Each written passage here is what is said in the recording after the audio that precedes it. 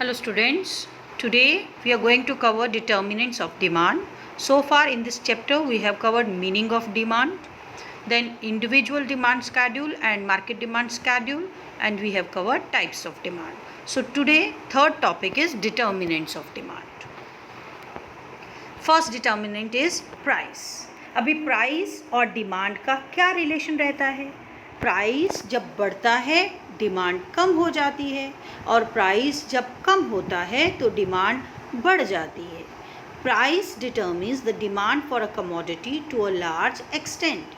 Consumers prefer to purchase a product in large quantities when price of a product is less, and they purchase a product in small quantities when price of a product is high. That means there is an inverse relationship between demand and price. जब price बढ़ता है demand कम हो जाती है और जब price कम होता है डिमांड बढ़ जाती है.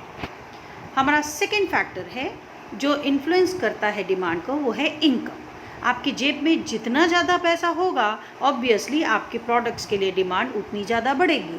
आपका खर्चा आपके जेब की इनकम पर डिपेंड करता है. सो इनकम अगर इंक्रीज होती है तो ऑब्वियसली डिमांड भी इंक्रीज होती है. Income of a consumer decides purchasing power which in turn influence the demand for the product.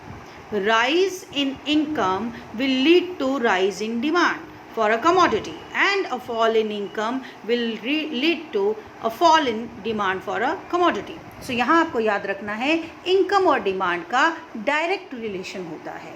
जैसे कि आपने पीछे किया प्राइस और डिमांड का इन्वर्स रिलेशन होता है, यहाँ इनकम और डिमांड का डायरेक्ट रिलेशन होता है. अभी आता है प्राइस ऑफ सब्सटीट्यूट गुड्स. अब ये सब्सटीट्यूट गुड्स क्या होती है? सब्सटीट्यूट का मतलब एक को छोड़कर आप दूसरी यूज़ कर लेते हो. फॉर एग्जांपल अगर कॉफ़ी का प्राइस बढ़ गया है तो आप चाय खरीद लेते हो, या अगर गुड़ का प्राइस बढ़ गया है तो आप शुगर डाल लेते हो. इसे कहते हैं सब्सटीट्यूट, यानी कि एक को छोड़ना क्योंकि उसका दाम बढ़ गया है हम दूसरी को यूज़ कर लेते हैं. If a substitute good is available at a lower price then people will demand cheaper substitute goods than costly goods. For example if the price of sugar rises then demand for jaggery will rise. Fourth point आता है हमारा complementary goods. अभी ये complementary goods क्या होती हैं ये आपने पीछे भी पढ़ा है. कॉम्प्लीमेंट्री गुड्स हैं जॉइंट डिमांड के लिए, यानी कि एक प्रोडक्ट को यूज़ करने के लिए आपको दूसरी का होना बहुत ज़रूरी है आपके लिए. फॉर एग्जांपल कार, अगर कार ऐसे ही खड़ी है और उसमें पेट्रोल नहीं डाला है या फ्यूल नहीं डाला है तो वो चलेगी ही नहीं.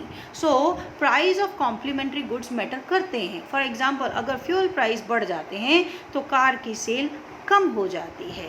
Change in the price of one commodity would also affect the demand for other commodity. For example, car and fuel.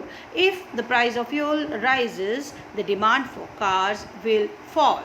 So यहाँ पर inverse relation होता है. Price of fuel rises, then demand for cars will fall.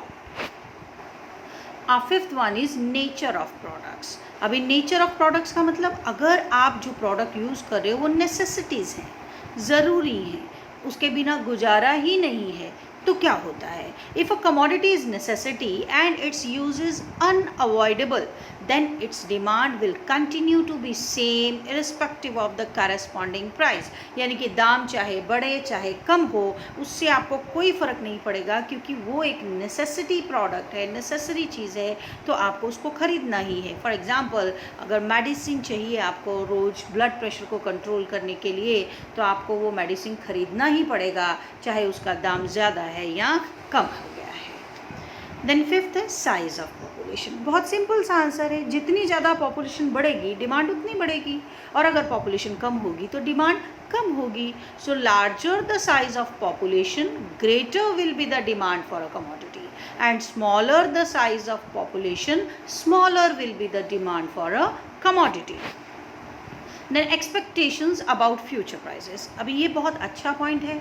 मान लीजिए आपको ऐसा लगता है कि आने वाले टाइम में उस प्रोडक्ट का प्राइस और कम होने वाला है, तो आज के जो कम प्राइस है उसके ऊपर भी आप शॉपिंग नहीं करते हो ये सोच कर के आने वाले टाइम में और सस्ता होने दो तब खरीदूंगा. If the consumer expects the price to fall in future he will buy less in present at the prevailing price, यानी कि आज कम कीमत होने पर भी वो नहीं खरीदेगा क्योंकि उसको लग रहा है कि आने वाले टाइम में वो और सस्ता हो जाएगा. Similarly if he expects the price to rise in future he will buy more in the present at the prevailing price. और अगर कहीं उसको लग रहा है कि आने वाले टाइम में प्राइस और बढ़ने वाला है तो वो आज ही खरीद के ज़्यादा स्टॉक रख लेगा. देन आता है एडवर्टाइजमेंट. क्या हमारे ऊपर एडवर्टाइजमेंट का असर होता है? तो बिल्कुल क्लियर आंसर है कि बहुत ज़्यादा असर होता है. मास मीडिया का बहुत ज़्यादा असर होता है. हमें अच्छी जब एडवर्टाइजमेंट दिखाते हैं कंपनीज़ वाले तो उनका मेन पर्पस होता है सेल को बढ़ाना. देखते हैं क्या लिखा है यहाँ पर. Advertisement, sales promotion schemes and effective salesmanship tends to change the preference of consumer and leads to demand for many products. For example, cosmetics, toothbrush etcetera. अभी एडवर्टाइजमेंट किसी भी प्रोडक्ट की हो सकती है. अगर आप सोचें आपको कोई बोले कि कफ सिरप आपको कौन सा लेना है तो ऑब्वियसली आप वही लेते हो जो जिसके बारे में आपने सुना हुआ है, जिसके बारे में आपको पता है. सड़क पे अगर कोई भी पर्सन खड़ा होकर आपको बोल रहा है ये ख़रीद लीजिए और ये कफ सिरप है और जिसका नाम आपने कभी भी नहीं सुना तो कोई भी उसे ट्राई करने की कोशिश नहीं करेगा. Taste, habits and fashions.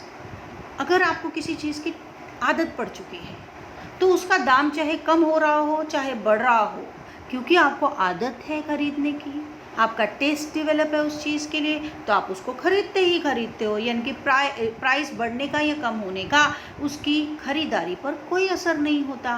Then fashion के हिसाब से बात की जाए तो जिस चीज़ का फैशन होता है आप उसके लिए ज़्यादा दाम देने के लिए भी तैयार हो जाते हो.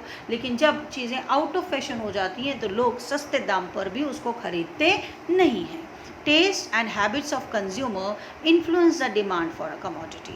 If a consumer likes to eat chocolates or consume tea, he will demand more of them. Similarly, when a new fashion hits the market, the consumer demands that particular type of commodity. If a commodity goes out of fashion, then suddenly the demand for that commodity or product tends to fall. 10th point आता है level of taxation. अभी obviously level of taxation increase और affects the price of goods and services. अगर tax बढ़ा दिया गया है तो उस प्रोडक्ट का दाम बढ़ जाएगा और टैक्स अगर कम कर दिया गया है तो प्रोडक्ट का दाम कम हो जाएगा. तो सिंपल सा याद रखना है आपको कि टैक्स के बढ़ने की वजह से डिमांड फॉर गुड्स कम हो जाती हैं और टैक्स के कम होने की वजह से डिमांड फॉर गुड्स बढ़ जाती हैं. So high rate of taxes on goods and services would increase the price of goods and services. This in turn would result in decrease in demand for goods और services and vice versa. Other factors में हम लेते हैं climatic condition, यानी कि मौसम के अनुसार भी आपके प्रोडक्ट की डिमांड कम या ज़्यादा होती है. अगर गर्मी का सीज़न है तो स्वेटर्स की डिमांड बिल्कुल नहीं रहती है. रेनी सीज़न में अम्ब्रेला की डिमांड ज़्यादा हो जाती है. Then changes in technology. अगर नई टेक्नोलॉजी की प्रोडक्ट्स आ गई हैं मार्केट में तो पुरानों की सेल धीरे धीरे कम होनी चालू हो जाती है. Then government policy. अगर गवर्नमेंट कोई नई पॉलिसी बना दी है जिसमें उसने प्रोडक्ट को बैन कर दिया है तो ऑब्वियसली वो प्रोडक्ट अभी आपको मार्केट में नहीं मिलेगी. उसकी जगह पर जो प्रोडक्ट परमिशन के साथ बन रही हैं वही प्रोडक्ट आपको खरीदनी पड़ेंगी.